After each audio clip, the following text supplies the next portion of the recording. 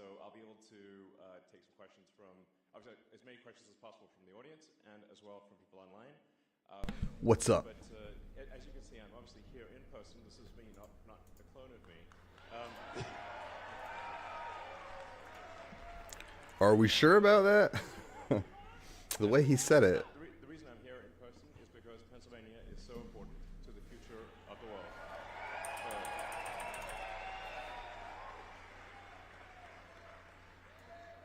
So, you know, you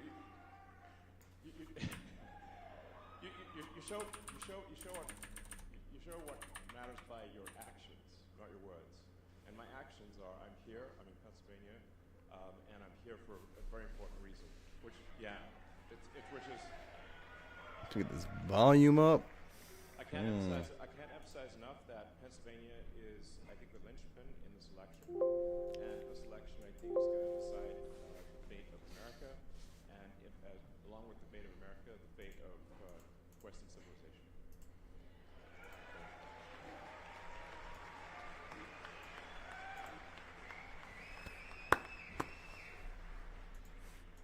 And I think the things we all want are sensible, I think common sense things.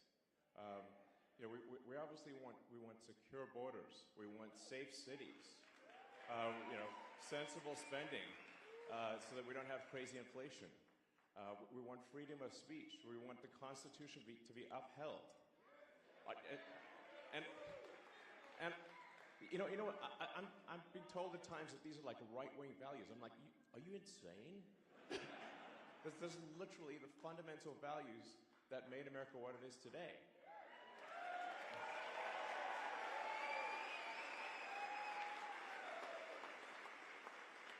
And anyone who is against those things is fundamentally anti-American. And the hell with them. Yeah.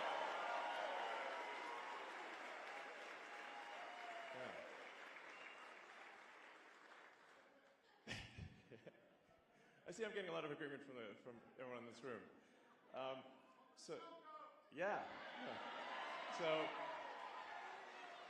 and you know, I actually lived in Pennsylvania for 3 years, by the way. I'm no stranger to the state. I lived in this city for 3 years. I went to school here.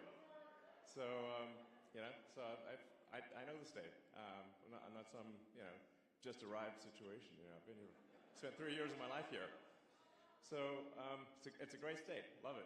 You know, and yeah, yeah, it was awesome. But you know, the thing is, like I was talking to friends of mine who, like when I went to Penn, it was very dangerous at the time.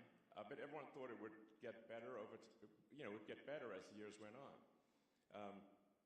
You know, one of the issues was like students would get killed from time to time, and that's pretty bad, obviously. And I was talking to someone who recently graduated from Penn. They said, actually, it's worse. And I'm like, it's worse? What the hell is going on? You know? It's like, yeah. Well, yeah. I mean, the reality is that if someone is a violent criminal, you know, where they either are unable to control their violence or they like it, if you do not incarcerate them, they will hurt people. That's what it comes down to.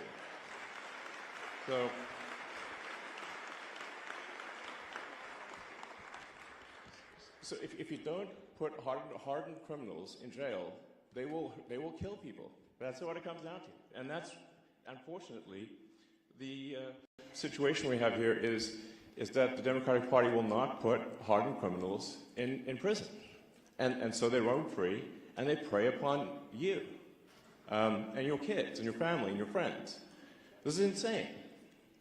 How can we be, you know, the most powerful country in the world, and it's not safe to walk around our cities? What the hell is going on? Yeah. I mean, Soros, honestly, misanthropic.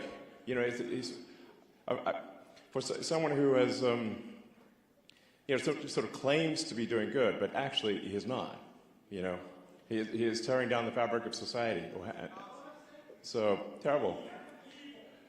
Yeah. But I think it's just unbelievable that like you should be able to feel safe walking around American cities. And it's not just, Philadelphia has a challenge, New York has a challenge, every major city in the U.S. Like my mom lives in New York, for example. 3 of her friends have been assaulted on the street this year. It's like, and it's getting worse. And now, when she takes her dog for a walk, she has to stay, inside of the building so she can call for help if need be. This is not the future we want. And if we get 4 more years of this, I mean, we're going to be fully Mad Max, And it's like, well, it's nice to watch a Mad Max movie, but we don't want to be in the Mad Max movie, okay?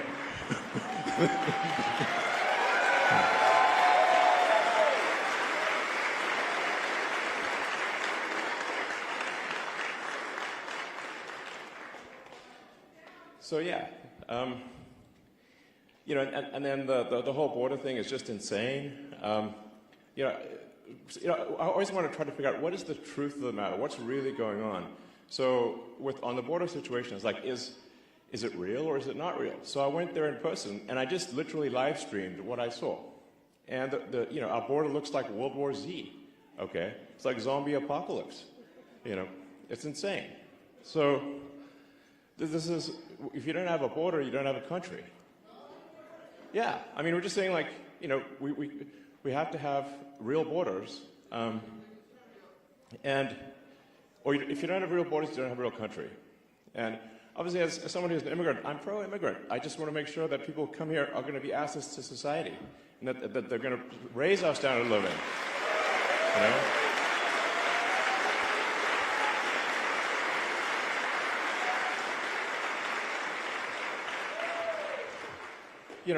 I think the sort of sports team analogy is a good one. So, like, let's say you're a pro sports team, you want to win the championship, then, well, you want aces on your team, obviously, because they help the whole team win.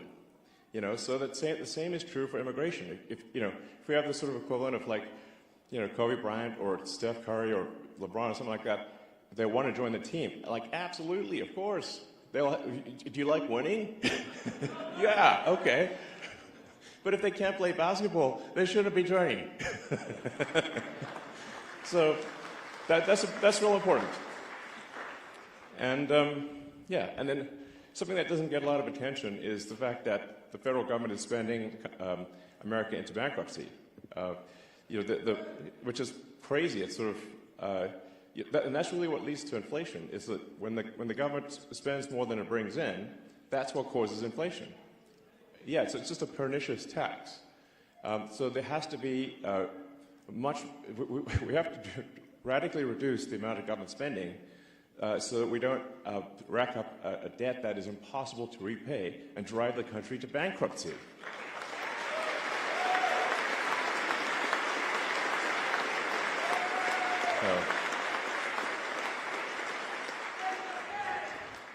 I mean, just basic stuff, really, These shouldn't be controversial topics. It's just like normal. Common sense, exactly. And you're seeing all these attacks on freedom of speech, and they're like attacking me for freedom. It's like, yo, that's the First Amendment, like literally the first one. Tells me it's a high priority. And the reason they had the First Amendment was because the countries people came from, if you spoke your mind, you'd be imprisoned or killed. That's why you have it. That's really important. And then the right to bear arms is also really important. That's there to protect,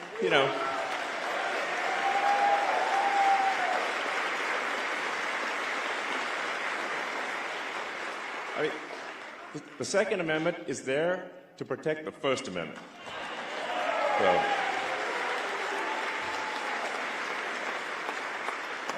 as soon as the government can disarm the people, they can do anything they want.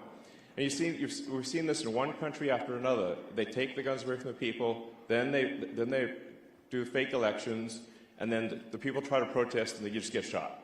That's what happened in Venezuela recently. They had a fake election. Maduro lost, like massively lost, like 70% loss. And he's like, "Oh no, I won." And everyone's like, "Oh, you didn't win." There were big protests in the street. But the thing is that Chavez, when he came to power, took away everyone's guns. So now you're facing, soldiers with assault rifles where you're going to throw some sticks at them or something, use finger guns. It doesn't work. So Maduro, even though he lost the election, is still in power. And that's the kind of risk that we face. So but we've got to do everything possible to protect the Constitution. And I think this is, yeah.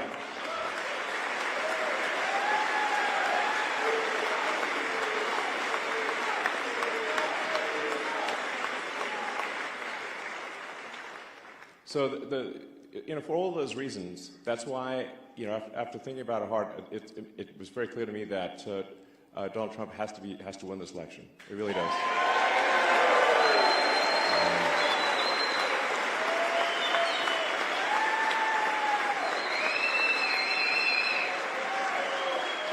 Yeah. And so I think the most important thing that you can do, and what I'm asking everyone to do, is make sure that you're registered to vote, and then vote early, and then talk to your friends and family and everyone you know to make sure that they're registered to vote, because Monday is the deadline for voting registration. And honestly, if there's ever a time to be a pest with your friends and family, this is the time. This is the time. Everyone you know, everyone you meet, everyone you run into, register them to vote, and then get them to vote immediately. And we only have until Monday night to register to vote. So the next basically 3 days are essential. And I think we see this election decided in Pennsylvania by, it could be 10,000 votes, it could be 1,000 votes, it could be 10 votes, it could be some very tiny number. So every incremental person is a huge difference. I haven't been politically active before. I'm politically active now because I think the future of America and the future of civilization is at stake. So.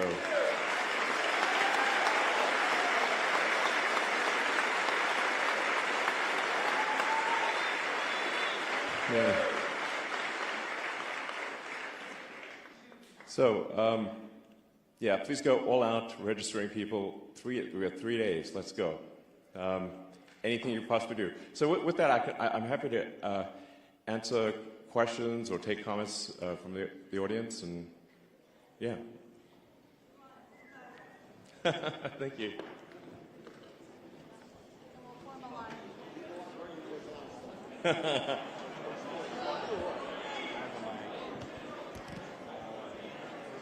We'll do one question per person, okay? Yeah, I have the mic. Yeah. All right. Here. Elon, first of all, welcome to Ridley Township, Thank you. Delaware County, and welcome to Ridley School District and our beautiful high school.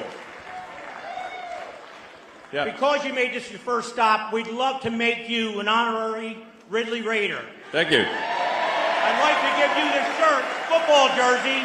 Sports is big in Ridley, big in Delaware County. This is must.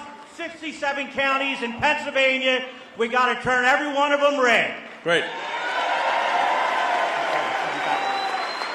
Sounds good. Thank you. Thank you very much.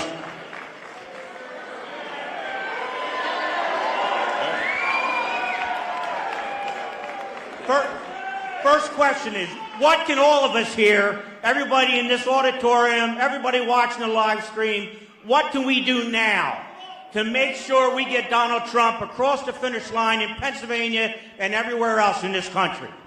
Yeah, it's fundamentally for the next 3 days, just everyone needs to focus on registering friends, family, acquaintances, everyone you know. Because if you're not registered by Monday, that's why I'm being sort of repetitive about this and really emphasizing this. Anyone not registered by Monday evening, or if they're registered incorrectly, their vote won't count. They won't be able to vote. So we got 3 days. It's all about registration, registration, registration, registration every single day. And like I said, this election could be decided by a handful of people. It could just be that a little bit of extra effort on voter registration decides the entire future of civilization. So that's why I'm saying, man, this is, if there's ever a weekend to spend going hog wild on registration, this is it. Yeah. Whoa!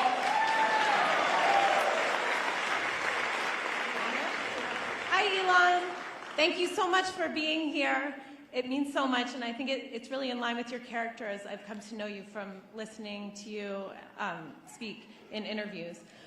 In addition to voting for Donald Trump, what can the average citizen do to help train AI to be truth-seeking? Well, I think definitely, publicly pushing to ensure that AI is truth-seeking and is not sort of politically correct or which means factually incorrect. That's a big deal. Like, just speak out on social media and certainly complain loudly when other companies attempt to essentially program their AI with a dystopian San Francisco, Berkeley philosophy. And if you want to know where that philosophy leads, just walk around the streets of San Francisco. But be careful, because do not get killed by a violent drug zombie, because they're all over this downtown SF. It's insane. So you can see where does that philosophy lead? And unfortunately, I think a lot of the AIs are being programmed, at least implicitly, with that misanthropic dystopian philosophy. Yeah. Hi, Elon. Right here. On your right. Sorry, I saw with the lights in my eyes and stuff, it's hard to see, so. Yeah. Hi, my name is Jasmine. I'm originally from Malaysia, and I've been here 20 years. I came here legally. I see a lot of immigration and a lot of immigrants who came here legally. They all support Trump, and they want a strong economy. They want, family values and all that. And oh, by the way, I came here because my daughter goes to school here. She told me to come over. I used to be really, really active in promoting, Trump campaign 4 years ago, and I got burned out, and I'm so frustrated. And it's all because of the cheating. So what are we going to do with that? Well, there is, I think, some amount of cheating that takes place. It's hard because they've, when you have mail-in ballots and no sort of proof of citizenship, it becomes almost impossible to prove cheating is the issue.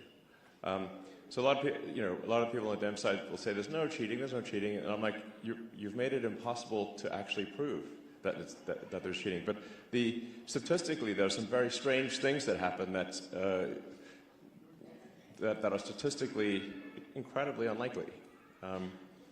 So, there's always this sort of question of, like, say, the Dominion voting machines. It is weird that I think they're used in Philadelphia and in Maricopa County, but not in a lot of other places.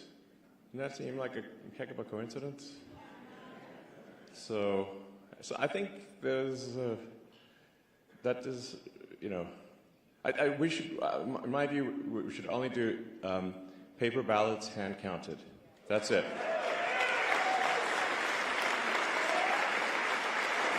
I mean, I'm a technologist. I know a lot about computers, and I'm like, the last thing I would do is trust a computer program, because it's just too easy to hack. It's too easy to add just one line, and it's really difficult to hack paper ballots. So, in-person voting with proof of with ID, which, by the way, every country has. I mean, like almost every country that has democratic elections requires in-person voting with voter ID. This is weird. It's super weird to not have that. I think that's the only way to effectively address fraud. Given that we are today, I think we just need a very big margin of victory.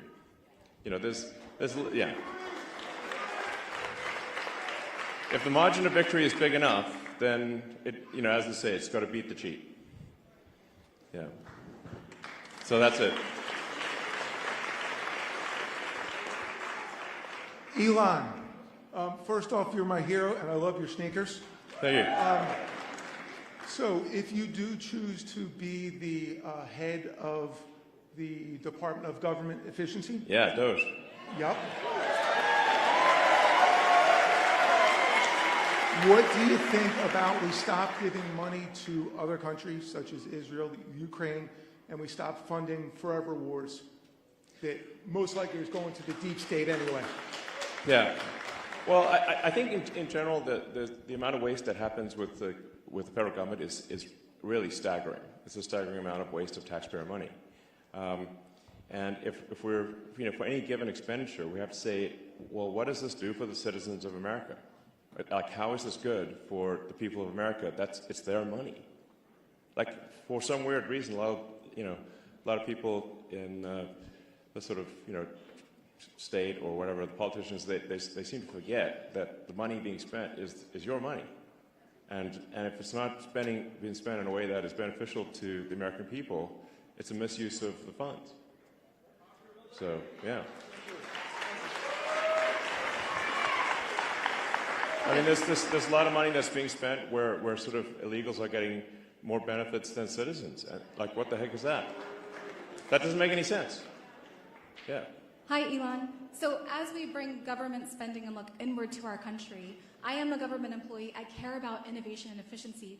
With your vision for a Department of Government Efficiency, what can we do? How can we support you? And also, how can we spot the needs of people in North Carolina? The body count is abnormally underreported. What can we do to press on that and to support people within our country? Sure. Well, I do think that government efficiency is not simply about reducing the size of government, but making sure that there are incentives for excellent work. So if somebody's, whatever you incent will happen. So if you have incentives for excellent work, and if, by the same token, if someone's not doing excellent work, they're exited. Just like normal. It's really what happens in a properly functioning company is that you reward, or think of a sports team. The players that are doing well, they get rewarded, and the players that are not doing well, they exit the team. And that should just be how it works. And I think that'll have a profound effect on the effectiveness of government. Because whatever you incent will happen. So if the incentives are aligned with saving people in North Carolina, then that's what will happen. But if you have a sort of a failed response to the disasters, to the hurricane disasters, and no one even gets fired, well, okay, what do you expect? No one's going to take action. So people if there's a track record of failure, you have to exit the people who failed. Otherwise, people will look around and say, well, I guess I don't need to do anything because,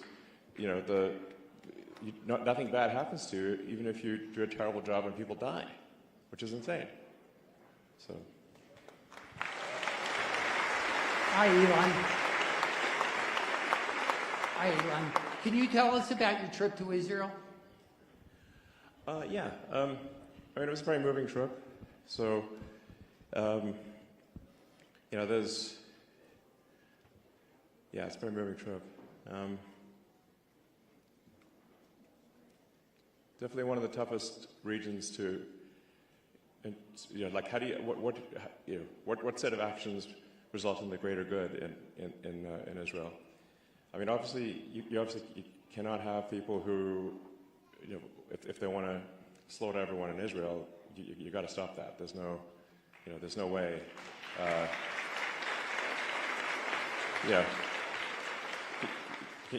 Those people either need to be killed or incarcerated, or they will simply try to kill more Israelis. This is what it amounts to, obviously. And they want to kill Americans too, by the way. Generally, Israel is referred to as the little Satan in America. We are the big Satan. That's what the Ayatollah calls us. So, so I think,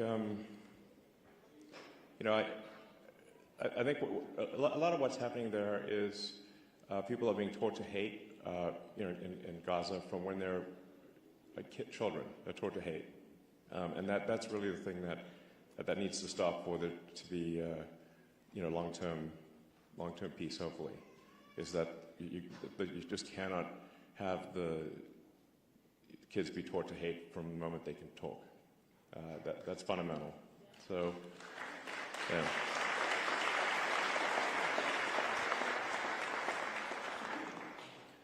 So, so I think there's kind of a three-step process there, which is, I've mentioned one has to do the difficult thing, which is to, yes, eliminate Hamas, exactly. And then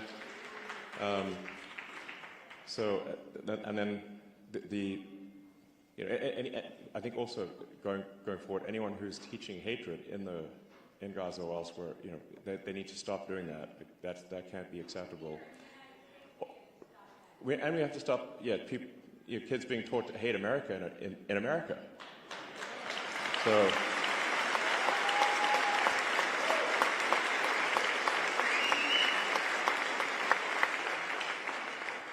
And then the third thing that's also very important is that there has to be economic prosperity in Gaza. So this is very difficult. It's like, how do you sort of, after terrible things have been done, you then have to sort of, you have to bring prosperity to Gaza, and that's the thing that will ensure, provided kids are not taught to hate and there's long-term prosperity, I think there will be peace in Gaza. And we see an example of that after World War II, where with Germany and Japan, they were defeated. They obviously did terrible things, but changed the education system. And unlike World War I, we helped rebuild Japan and Germany. The Marshall Plan. Instead of exacting vengeance, America insisted we're going to help rebuild Germany. We're going to help rebuild Japan. And now they're our allies. And there's been no war ever since.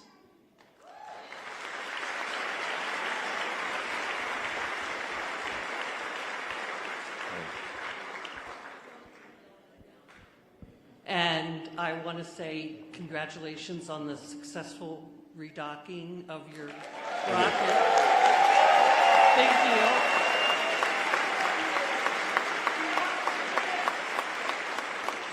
And Thanks. I'm going to go... Yeah, I mean, honestly, it was a great week. We had the Tesla sort of cool autonomous car and robot stuff, which I think is going to be really, really great. I think, who wouldn't want their own personal C-3PO R2-D2? It'd be awesome,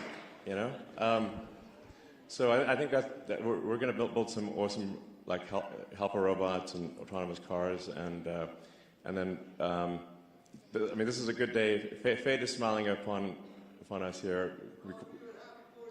Thank you. And we caught the rocket, which is just totally nuts. You see that rocket booster? It's the largest, heaviest flying object ever made, and it just got caught by Mechazilla arms. Kind of like Karate Kid, but bigger. Catch on the fly with the chopsticks. So yeah. my question is, do you think there is a shadow government behind the Biden-Harris administration? I mean, well, let me put it this way: it's not Biden. We know that for a fact. Okay. The dude's barely got 2 functional neurons, so it's like, and he just seems to be at the beach a lot, and he's obviously not in charge. So I mean, when the polls started going low on Biden, he was saying, "Oh, he's staying in the race," but then I guess the real powers that be told him he's not. It's like, so who is it that's behind him? We know Obama, okay, but Obama. I mean, I'm just as curious as you are. It is. As far as I can determine, there isn't any one sort of puppet master. It's more like there's 1,000 or I don't know, a lot. But I mean, I'd like to talk to them to understand more about. Listen, what are your goals, puppet masters? I'm just curious. I mean, maybe. I agree with some of them. It's possible.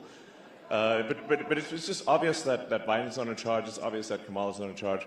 I mean, they just replaced the Biden puppet with the Kamala puppet. Very obviously. And it's, you can tell, like, if the teleprompter stops working, then the puppet breaks. And it's like, oh. the puppet just starts looping because the teleprompter broke. I don't have a teleprompter. I just talk like a normal human. So I mean, I think it's not, from what I can tell, it's not one puppet master, it's many, but,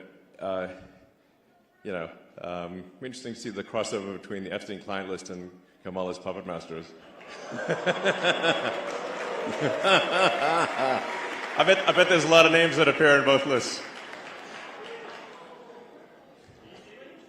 Oh, sorry. Yeah, Diddy too. Can you hold it up a little higher so Ben? Diddy did it. Elon, my name is Gregory Stenstrom. I'm from here, Delaware County. There are a few people who know me. In my hands, you asked earlier you'd like to go to a hand count. We have 3 federal suits right now. One, because we know for a fact, and we have proof, that the election code in the machines in Dominion and Harlingen Civic are fraudulent here, right here in Delaware County. The Secretary of State for their elections, Jonathan Marks, admitted this in court last week. Wow, he did? In court, on a transcript. I didn't read about that. For some reason, Well, of course you didn't. For some reason, the How many people the here know legacy me? media forgot to report about that one. How many people here know me? Quite a few. I mean, I usually keep up with these things, and I did not know that. Well, we're also co-defendants. Leah Hoops and myself, also from Delaware County, we're co-defendants with President Trump and Rudy Giuliani in a defamation suit where we proved over 952 days that there was massive election fraud in 2020. We proved it in court. It's a matter of public record. We also have the proof that the election machines that are currently being used are fraudulent. We have videos right now that I can show you of ballot boxes being stuffed here in Delaware County, Montgomery County, Chester County, and across the state. Okay. We have that video. We have submitted this to the federal courts in 3 federal cases. We have a SCOTUS case right here. Yeah. And the SCOTUS case is just simple. It asks the DOJ to rescind their policy not to investigate election fraud. Which seems crazy. We are being blocked. Yeah, I mean, blocked, this DOJ is doing a great. Don't know what. Just take the J out of the name. You know. What am I thinking? Department of Injustice. What I'd like you to do, Elon, is I don't want to take too much time, and I know this is kind of a shock, but we have a book here, Parallel Election. I have a Supreme Court case, Yeah. and I have the federal suits here. We've called your people. We've called the people who are supposed to be helping. We have hundreds of people right now ready. Yeah. They're out taking videos. They're training poll workers, and we are not getting support from many of the people in the first front rows here. And their pictures, if you want to know who they are in this book. Well, let's. What I recommend is to post content on the X platform, and then people can argue and say it's right or wrong, but you know, if you have videos or evidence, then post them publicly on social media, and then people can judge for themselves. Exactly. Okay, great, excellent, thank you. But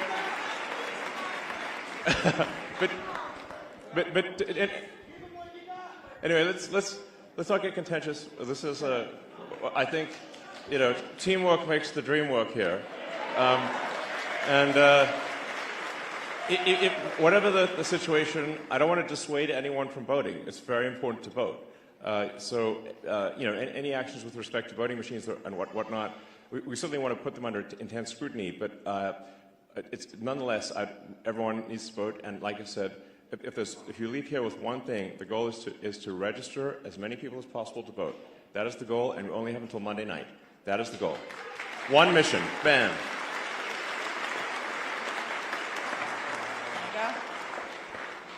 Hi, Elon. Thank you for being here. First, I want to thank you as somebody with a spinal cord injury for being innovative, because not many people are. I won't take up the time, but 18,000 people a year are injured. So thank you. Absolutely, and I'm hopeful that Neuralink can do a lot. Actually, initially providing the ability for anyone who's lost the brain-body connection to be able to interface with their phone and computer faster than a human with working hands, which is, I think, really cool. But down the road, I think it'll be possible to restore a whole-body functionality. If you have a Neuralink in the motor cortex that then shunts past where the neurons are damaged in the spine, I'm confident that long-term you can actually restore people's ability to walk and use their hands.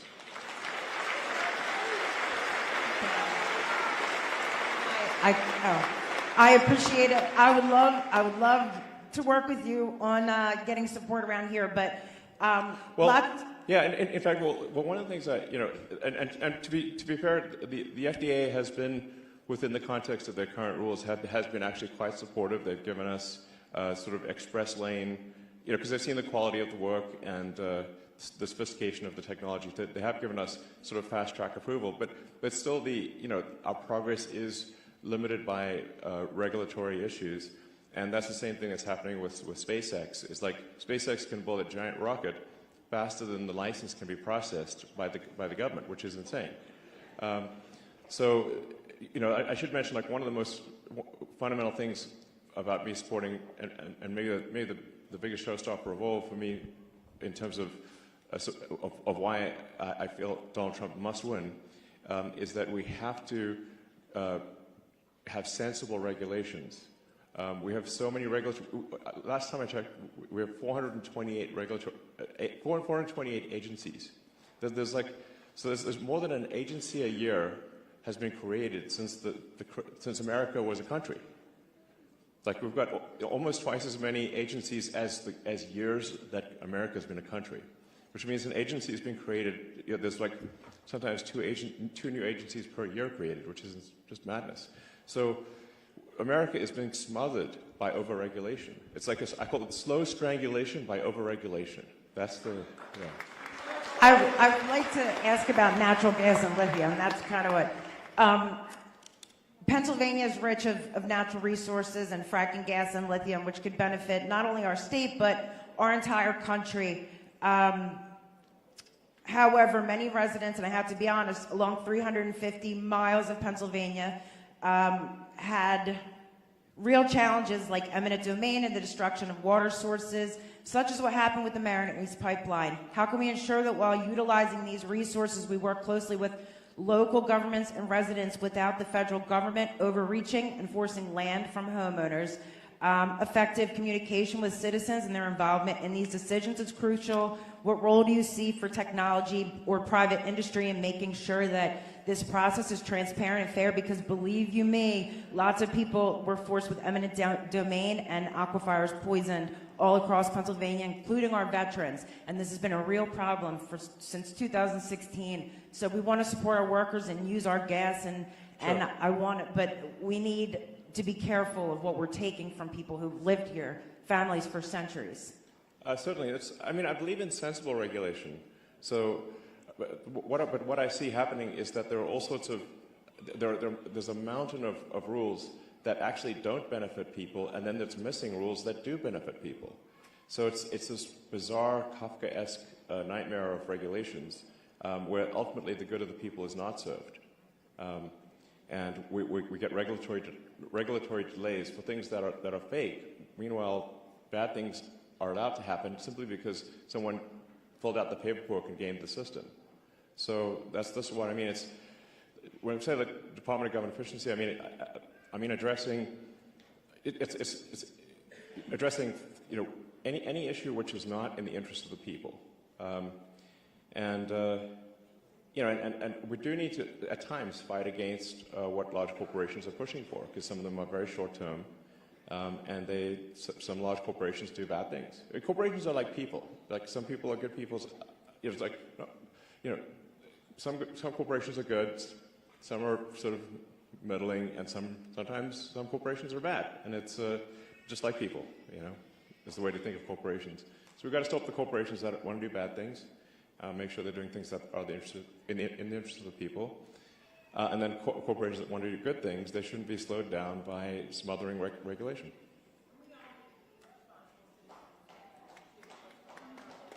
Yeah, absolutely. Yeah. Yeah, and I think these things should be done very much in the open so people can understand what's going on and nothing, in the shadows. So the sunlight is the best disinfectant.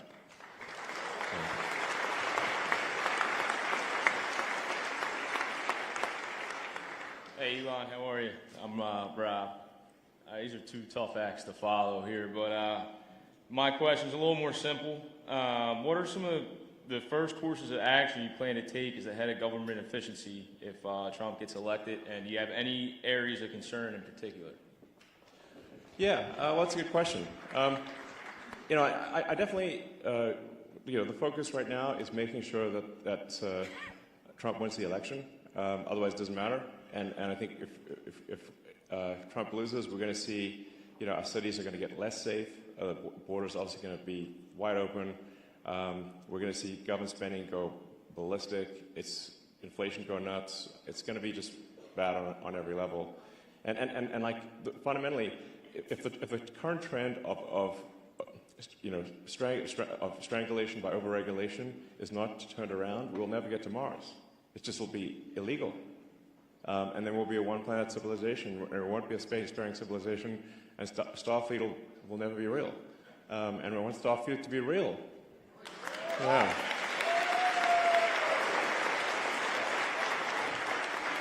So, I've had quite a bit of interaction with the government, because SpaceX is the biggest NASA contractor, actually. Does a lot of work for NASA. And I'm a big fan of the agency, by the way. But there's, there are expenditures that don't make a lot of sense, that are wasteful.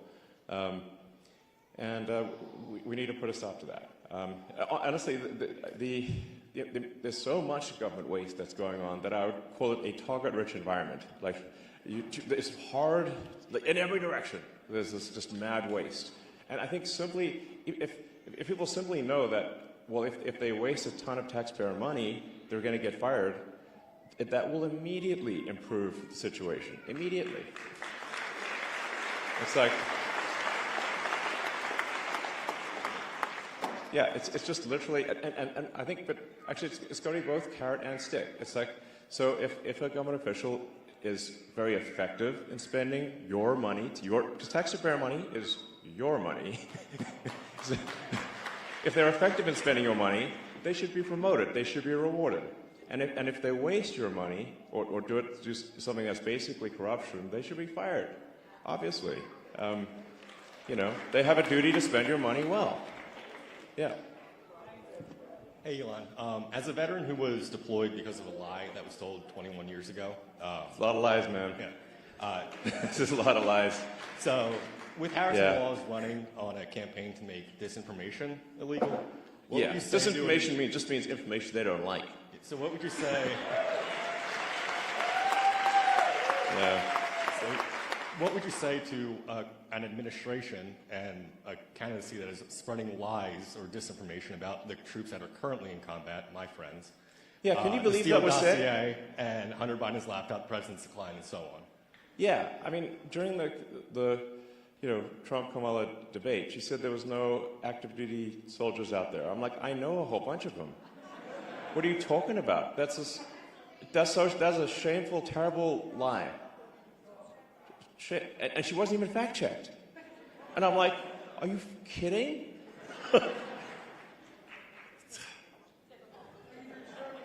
I mean, yeah, thank you.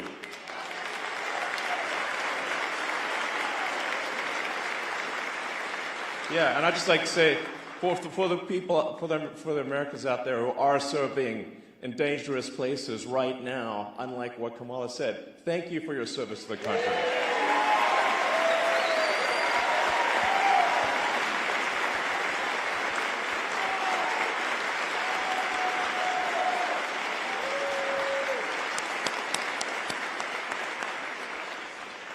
Elon, thank you for stepping up to help America when you don't have to. Like, you could be on an island right now. Yeah.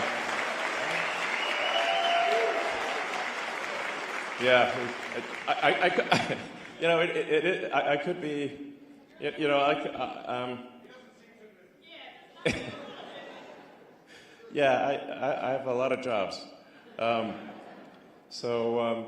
it's true. I mean, there are, you know, a lot of people I know who are on a yacht, sipping a Mai Tai, whatever, in an island, you know, and, you know, that is a thing I could be doing. But I think I can't do that if I think the future of civilization is at stake, which I do.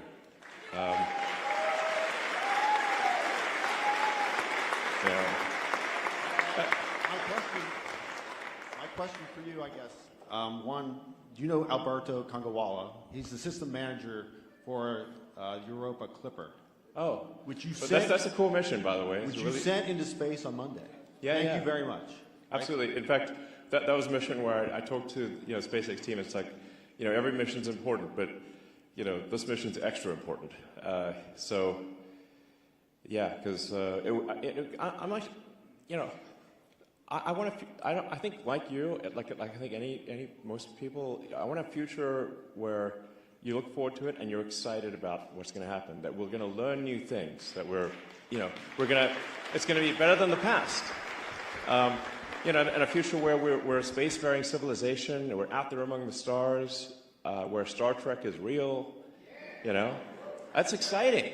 I mean, they have to be, like, life can't just be about solving one problem after another. There have to be things that inspire you, that move your heart. You know?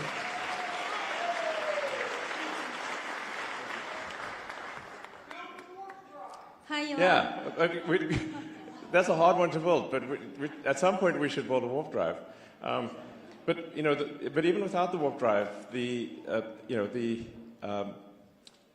Starship, the rocket made by SpaceX, is capable of building a city on Mars and a city on the Moon. That's what it's designed to do. But we're being massively slowed down by regulatory molasses. I mean, I'll tell you, like, a crazy thing. Like, we got fined $140,000 by the EPA for dumping fresh water on the ground, drinking water. It's crazy. Like, I've seen an example of just how crazy it is. And we're like, well, we're using water to cool the launch pad during launch. You know, so we're going to cool the launch pads that doesn't overheat. And in an excess of caution, we actually brought in drinking water, so clean, super clean water. And the FAA said, no, you have to pay a $140,000 fine. And we're like, but we let Starbase is in a tropical thunderstorm area. Sky water falls all the time. That is the same as the water that we used. It's lots of sky water. So, and it's like, we didn't actually, there's no harm to anything. And they said, yeah, but we didn't have a permit. We're like, you need a permit for fresh water? Are you, what? Yeah, it's just totally crazy stuff like that. And then they said, if we don't pay the fine, they're not going to process any of our future applications. So they're like, this is the kind of crazy stuff we're dealing with. Yeah. So.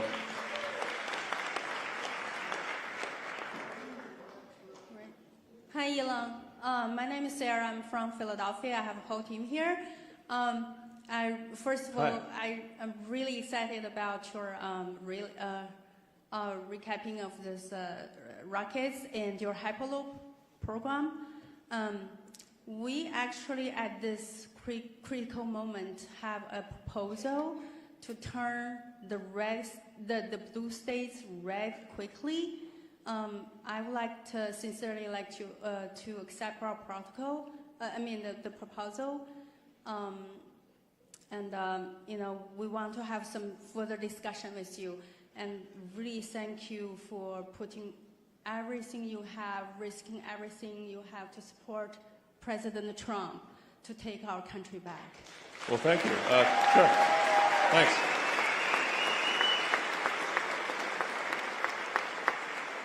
Thank you. Hey. All right.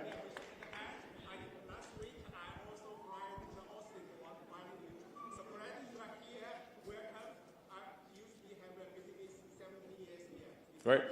All right, sounds good. All right. So, yeah. Well, I'll take a few more questions and then wrap it up. Yeah. So go ahead. Elon, hi. My name is Kevin, and I grew up right in Springfield, close by. And I want to thank you for all you've given up. You were the media darling, and you've sacrificed everything for freedom right now. And I want to thank you for my family and everything. Yeah. I also want to thank you.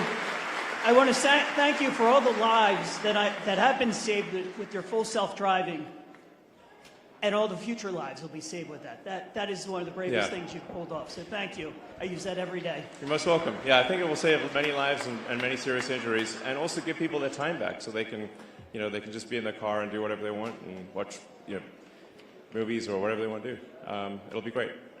I absolutely agree. My question for you is, and this is a very confusing thing in Pennsylvania, do you think that we should, as a voter, vote in person, wait until voting day to vote in person, or do a mail-in ballot right now? I think you should you should vote immediately right now. Yes. Can you explain real quick why? Should you have a pen? I don't know if somebody have a pen or something.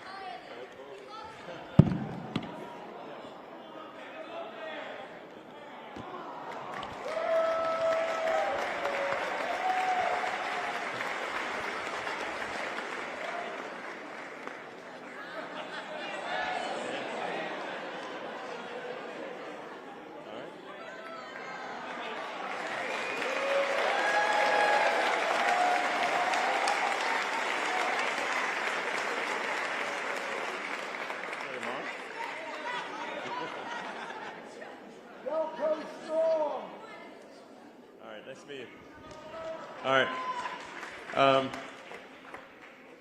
Yeah, so where were we?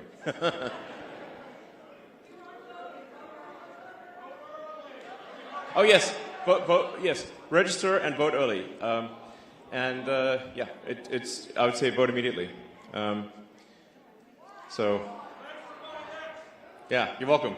All right, well, I'll take one more question and then we'll call it a wrap. Yes, okay. Elon, this is Matt here. Elon, this is Matt from East West IT Services here. And I'm the chairman for the Pennsylvania Chinese Coalition. We have more than 40 Chinese groups and also different kinds of associations. And I'm from Philadelphia. We are the team, and I want to know, could you give us Pennsylvania swing state, especially in Philadelphia, there's a lot of Democrats. So could you give us three top reasons why people should vote for Donald Trump? Sure. Well, the reasons that resonate are going to be different depending on who you're talking to.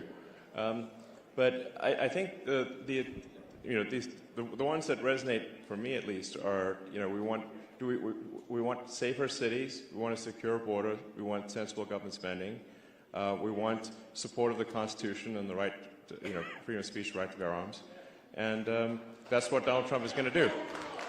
So.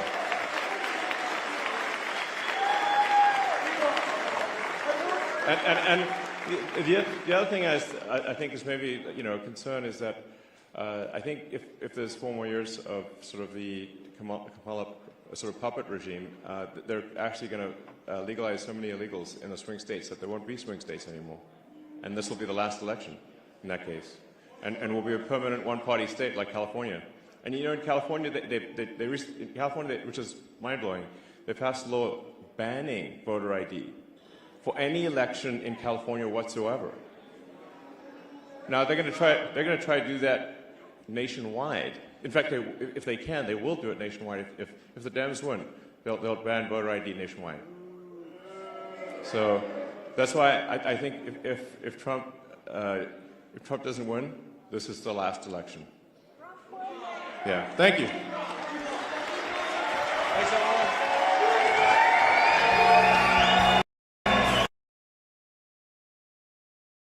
Well, all right. I was just as curious as you. I saw Elon in Butler. That was a good rally. That was one of the best rallies I'd ever seen. And I wanted to see Elon, as himself, all by himself in his own little element, taking questions. That was a good one. It was a good rally. It was about an hour long, just under an hour there.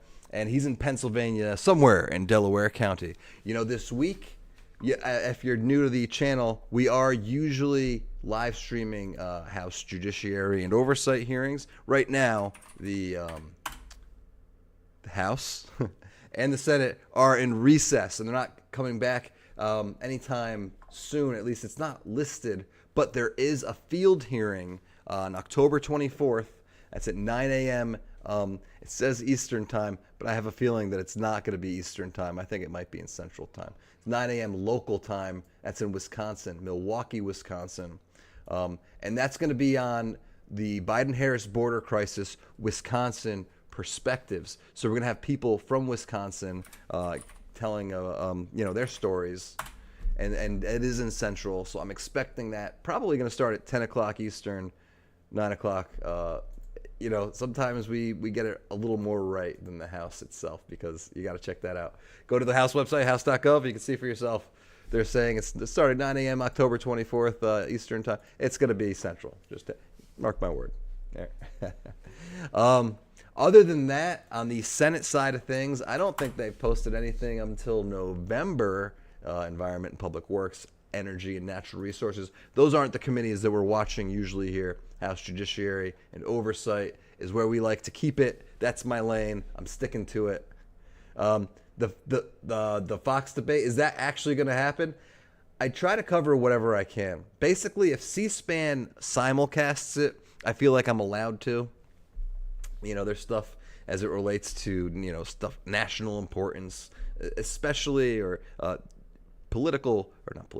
governmental proceedings. That is public domain. Debates is more of a gray area. I thought you were in Butler, Cheryl. I just assume you're at every rally. You got the inside track. You know what's going on better than anyone else. For those of you who are new to the channel, if Cheryl drops a hint or a clue, it happens in a few days' time after that. It's something.